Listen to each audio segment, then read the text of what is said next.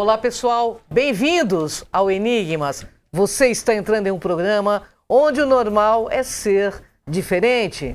O normal é ser paranormal. Como vai você? Olá, Cris. Olá, Kátia Gaia, toda quarta-feira aqui na TV. Grande ABC, né, Kátia? Isso mesmo, ao vivo, trazendo para você temas muito importantes e que com certeza você vai aprender um pouquinho como nós aprendemos com os nossos convidados. É uma verdadeira aula toda semana, né, Kátia Gaia?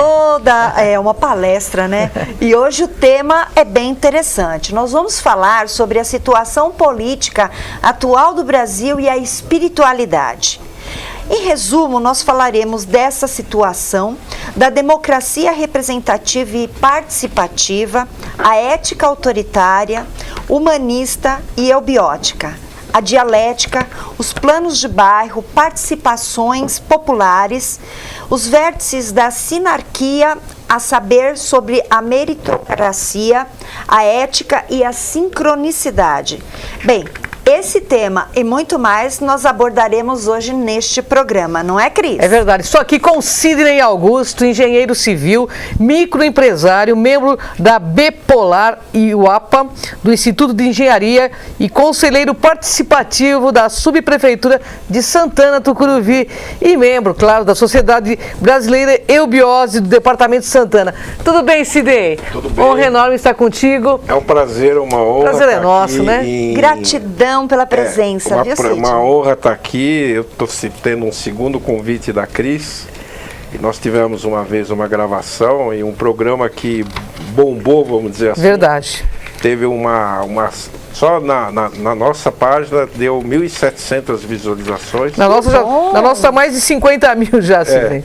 E, enfim, a gente está trazendo aí alguma coisa para tentar resolver esse teorema que se tornou a política, esse enigma que se tornou a política. Na verdade, que está muito além do que o político tem culpa, né? Sem dúvida, eu acho que é uma série de fatores que nós brasileiros precisamos refletir. Verdade. Verdade. Precisamos começar a refletir. Ô, Sidney, falando de política e espiritualidade, como o espiritualista ou religioso deva participar da política? Sim, interessante que nós lá da Eubiose, nós temos 7 tônicas do conhecimento, né? Nessas 7 tônicas do conhecimento, a terceira tônica do conhecimento seria ligar a ética e a estética. Então, nós temos 3 grandes centros, 3 locais, que são Itaparica, São Lourenço e Chavantina. E em torno de cada centro desse tem 7 cidades. A terceira cidade é a tônica, que é ligada à ética, que é ligado à poliética e é ligado também à estética. Correto. E à política. E o interessante é que o Papa João Paulo II, ele foi uma vez entrevistado sobre se o católico cristão tinha que participar da política. Ele falou o seguinte, que a política tem que se tornar novamente um ato de caridade.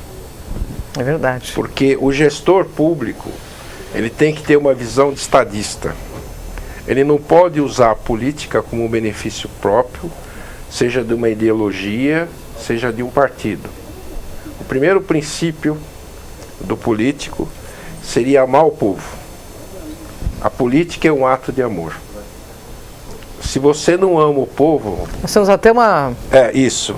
Se você não ama o povo não ama o governante. A democracia é o governo do povo, pelo povo e para o povo. Perfeito. Então nós estamos bem longe de ser democratas, Perfeito. né? Aí nós temos 3 vértices, né? A figura deixa bem claro isso daí. Se quiser voltar a figura... Podemos voltar?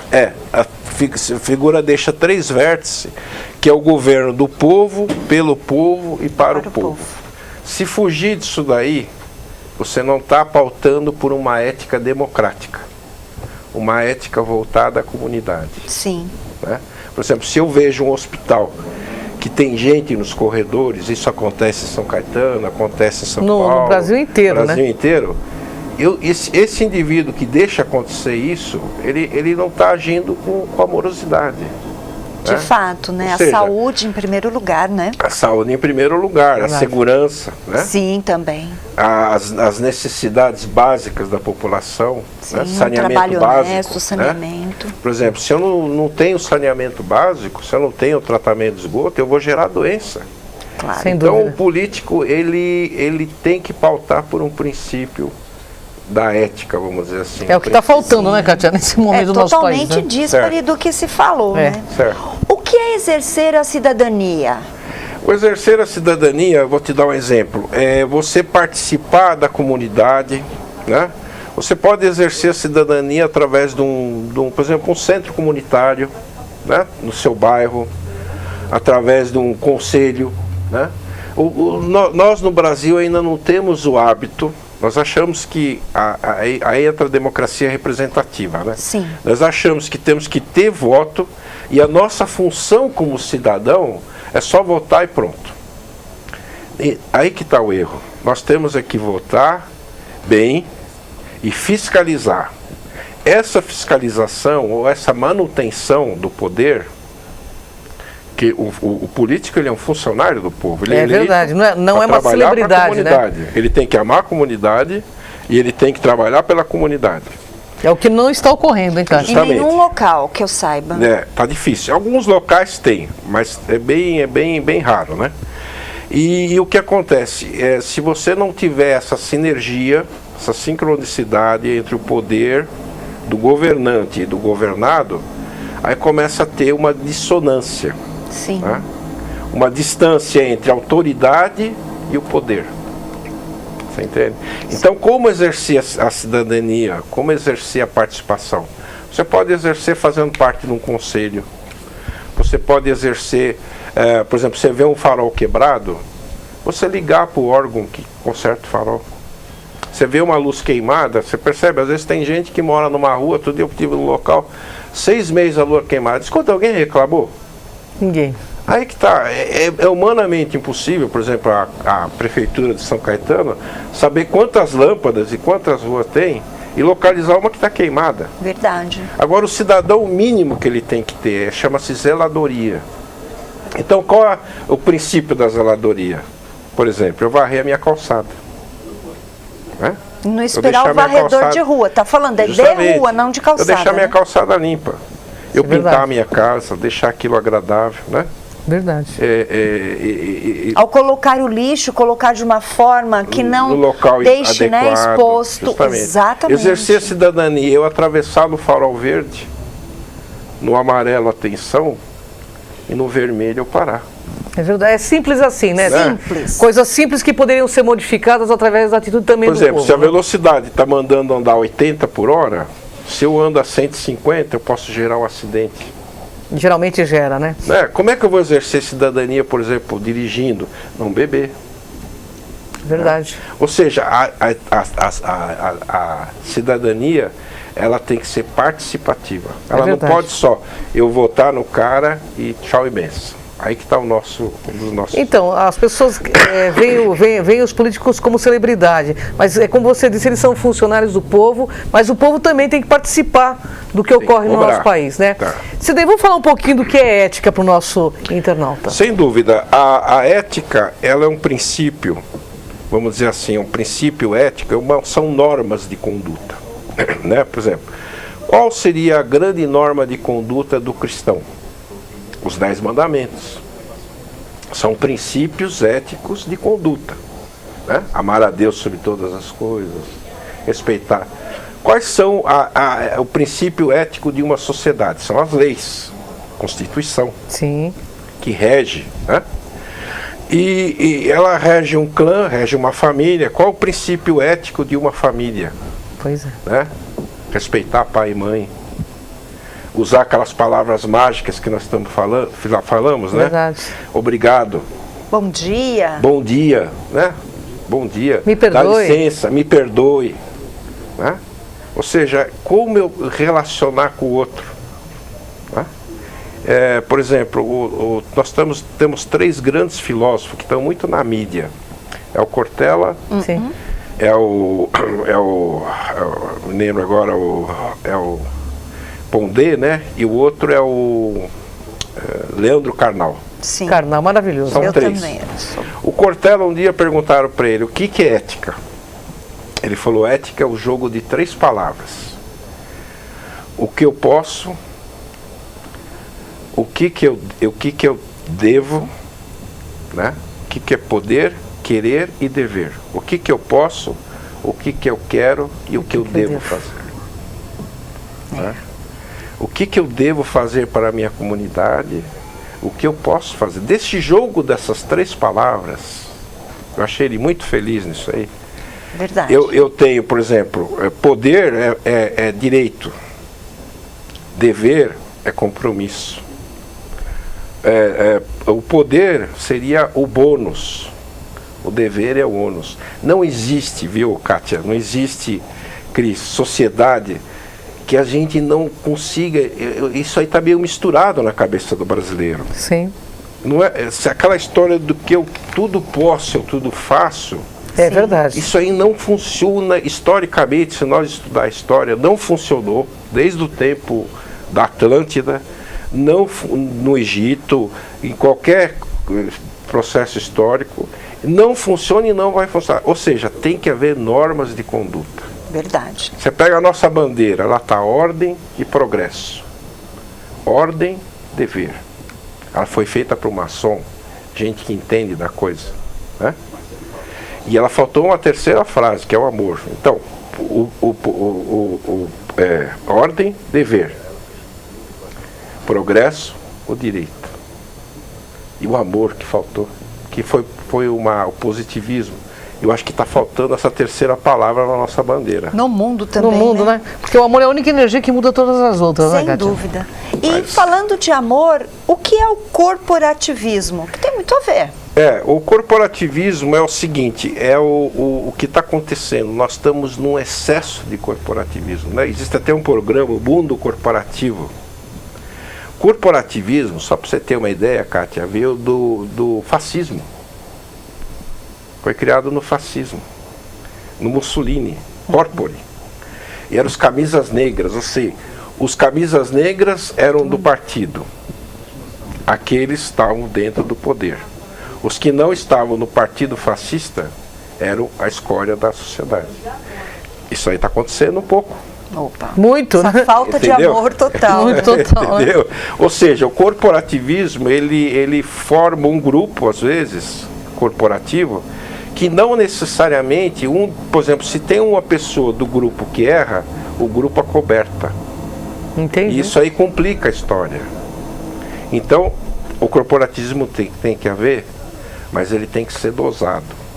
Né? Tem que ter garra, a pessoa tem que ter vontade de vencer, ela tem que ter uma disposição à luta. Isso é importante, a vontade é importante no ser humano. Nós temos vontade, mente e emoção. Se essa pessoa não tem vontade, ela não equilibra a mente com a emoção.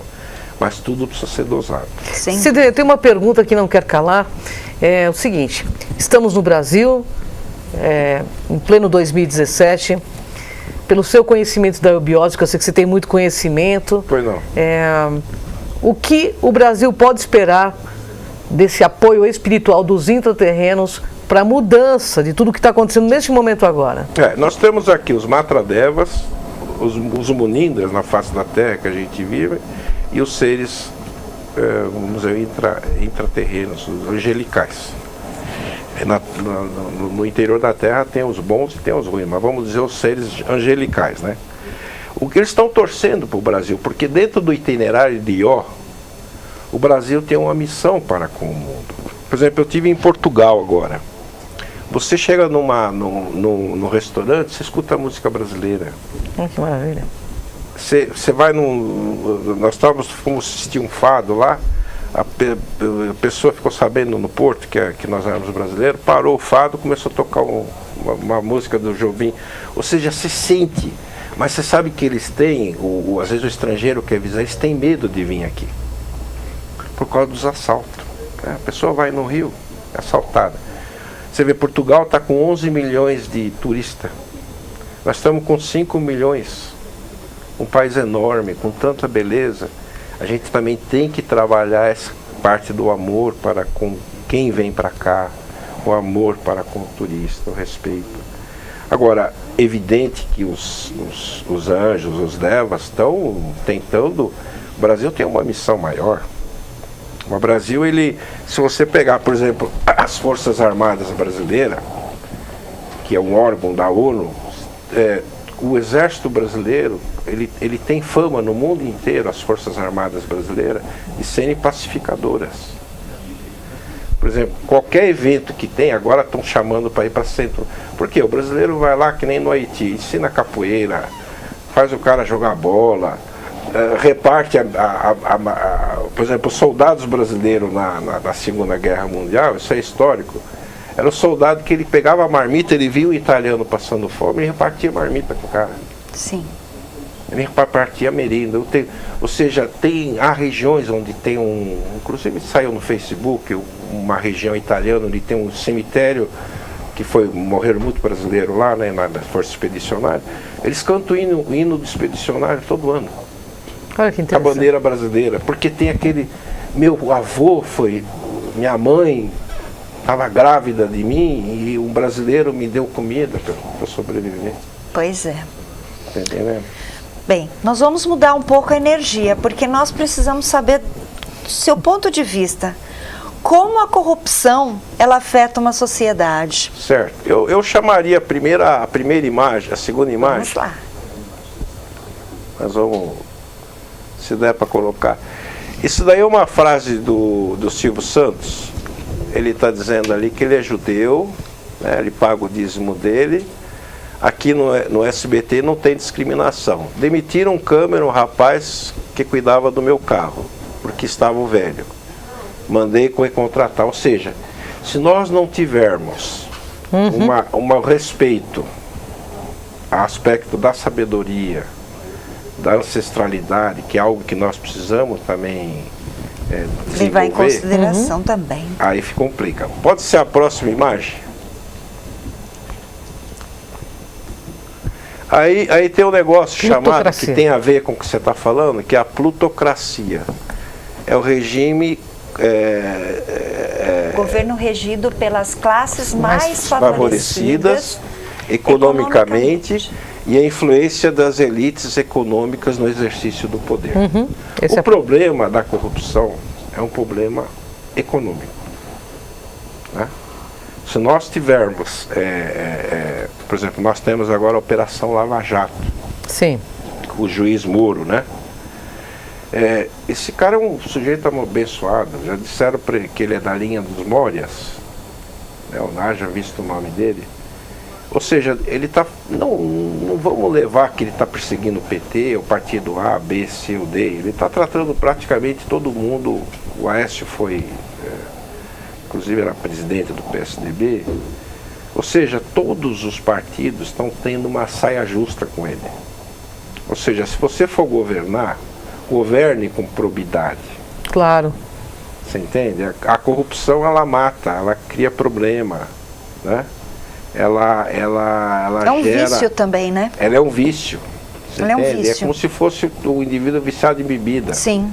Porque às vezes o indivíduo não está nem precisando de dinheiro. Só para você ter uma ideia. Há cargos na Petrobras, por exemplo, aquele Cerveró e outros que estão... O salário deles era de 80, 90, 100, 120 mil reais por mês. E precisava roubar. Será que uma pessoa que ganha 100, 120 mil reais por mês, vamos ser sinceros, precisa fazer o que está fazendo? Eu acho que nem quem ganha menos, né? Não, eu acho que tem que ser um princípio. Mas o indivíduo que ganha isso, que ela falou, é um impúber, ele é uma pessoa, é um infantil, ele tem uma infantilidade dentro dele. É o dinheiro é o poder pelo poder só, né? Isso, justamente. A necessidade do roubo em si, justamente, né? É um vício. É difícil a coisa, é muito complicado. Se você puder passar a imagem, vamos enriquecer o que nós estamos falando. Próxima imagem.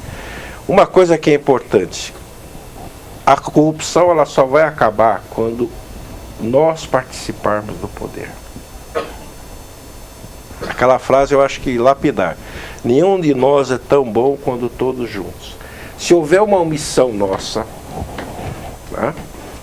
se houver simplesmente delegar de poder e não refletir, ou às vezes até uma barganha de poder, né? O indivíduo no Nordeste, antigamente, o cara ganhava uma dentadura, né? Verdade. E votava no cara. Eu sou conselheiro participativo, às vezes eu vejo situações que o cara fala, escuta, não dá para você arrumar um emprego com meu filho? Ou seja, o cara fala assim, se você me arrumar uma facilidade pessoal, ou seja, enquanto nós pensarmos A assim... corrupção individual, Aí a corrupção coletiva. Individual bate uma com a outra. Verdade. Entendi. Você está entendendo? É o mundo de Gerson, né? É o mundo dos espertos. Aí né? fica um paradigma, né? Paradigma lá de Jung. Nós temos um paradigma, vamos levar vantagem. A lei de quem quer levar vantagem em tudo, né, cara? E uma coisa que eu acredito que a população acreditava era que um partido que era do povo fizesse pelo povo. E eu acho que as pessoas ficaram muito condicionadas esperando acontecer e nada aconteceu. E foi uma cegueira, né? E foi, para mim, o partido que mais afundou. Mas esse partido aí, ele que aconteceu? Houve uma série de promessas, estava tudo errado. E todo mundo esperou, né? O líder dele, né, vamos dizer, o Lula, ele dizia isso, estava tudo errado, isso que aquilo, tal. Putz, mas aí você bota o cara lá, um cara que tinha tudo para fazer história. Para fazer uma bela história, né? Para ter um momento, ser lembrado na história brasileira como um grande. Se meter Mas se ele fizesse o que ele falava, né? Mas ele não tinha essa coerência. Não tinha essa coerência, infelizmente. Além disso, ainda começou a se misturar com velhos bacharéis aí da política. Que se corrompeu todo o processo. Aí é complicado, né? É uma corrupção plena no poder, o que nós vemos hoje, né, Cida? Vamos passar a próxima imagem. Espero que tenha jeito. Isso que eu vou perguntar aí para ele agora. Próxima imagem, pessoal. Uma coisa que é importante... Olha lá, fila para detonar. Eu acho que a tal da participação. E fila para construir algo, olha lá, pouquíssimas pessoas. Então o que acontece? Nós temos muita crítica vamos lá, verdade. Tomando uma cerveja e nós estamos criticando o governo. A gente chega a ser até cansativo, né? Você vai num ambiente, pá. Aí nós temos aí 3 filas, uma para detonar, uma fila para criticar e a fila do construir. Será que nós não temos que aumentar essa terceira fila? Claro. Sem dúvida. E esse é um processo, aí que está, isso que é o difícil, você entende? A democracia participativa, aí está a grande diferença da democracia. A democracia participativa, por exemplo, eu sou conselheiro participativo lá na minha região. Foram eleitos conselheiros, né? Nós temos reuniões, inclusive é divulgamos no Facebook. Isso acontece também no Conselho de Segurança, a mesma coisa. A pessoa não participa. Às vezes vive um problema ali, num determinado problema, um buraco da rua. Por exemplo, na Prefeitura de São Paulo, eu não sei se está acontecendo a mesma coisa, tem um sistema agora, você bate foto no buraco, anexa o local, manda. Aí o cara, vou mandar para quê? Não, se você não mandar, não acontece. Verdade. Não arrumam, né? Faça a sua parte. Então faz a sua parte. Verdade. E vamos começar a cobrar, porque se ele não fizer, eu vou pegar no pé dele. Sim. Claro. Eu mandei o buraco e ele não tampou. Porque imposto eles cobram de sobra, de tudo, né? Então a gente tem que cobrar também. Os nossos tributos, Lorena, são um dos maiores do mundo. Nós temos lá na Albiose um grupo, chama-se COGEP. E nós vamos ter um evento dia 21 e 22 de outubro em Goiânia, onde vai ser elaborada uma série de propostas para encaminhar no dia 23 na Câmara Federal, inclusive com a presença do nosso grão-mestre, né? Então o que acontece? Os grandes colégios de iniciação, as grandes organizações, até a própria Igreja Católica, tem as comunidades de base, eles estão orientando para que as pessoas participem. Você está entendendo? Porque não adianta eu espiritualmente querer me evoluir, subir lá no alto do morro, ir lá em São Tomé das Letras, lá não sei aonde. Adoro. E me isolar do mundo, porque eu vou depender alguma coisa do mundo. Claro que sim. Num momento de saúde, ou num momento qualquer, ou num momento de um medicamento, sim, ou no momento de um vívere que eu não vou ter lá no local, né? Eu acho até legal incentivar, que foi um grande problema no Brasil, esse excesso de, por exemplo, nós em década de 50, nós estávamos com 50% da população na área rural, 50% na área urbana. E aí aconteceu que nós estamos hoje em dia, só para vocês terem uma ideia, de 200 milhões de habitantes, 200 e pouco, nós estamos com 80% em área urbana. Nossa, realmente, né? Fica difícil. 20% na área rural, num país de 8 milhões de quilômetros quadrados. Pois é. Então essa matemática precisa mudar. Precisa mudar. A realidade, né? Precisa mudar, né? Você está entendendo? Porque o que acontece? Eu expulso o cara onde ele tinha lá o seu sítio, sua chácara, ele produzia seu alimento. Aí entra em tudo bom senso, né? Nem tanto lá, nem tanto cá. Então é o bom senso. Eu posso conviver numa comunidade pequena, mas quer queira ou quer não, eu vou ter que interagir com aquela comunidade. Claro.